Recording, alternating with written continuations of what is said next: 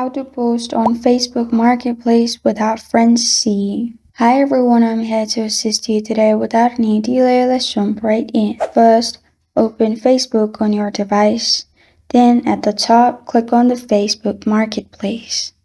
After you've clicked on Marketplace, you'll find this kind of screen. On the left side, click on Create New Listing.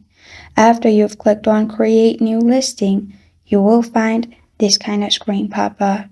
Now, choose listing type as you want. Then, on the left side, you will find this kind of screen. Click on Add Photos and add your photo of the product.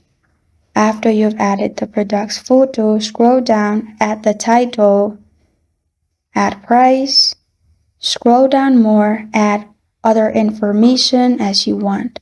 And to hide from your friends, scroll down and you will find the option which is hide from friends.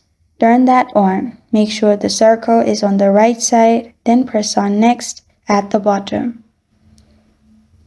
Then press on publish, and after it's posted, your friends won't be able to see it. And this is how to post on Facebook Marketplace without friends seeing.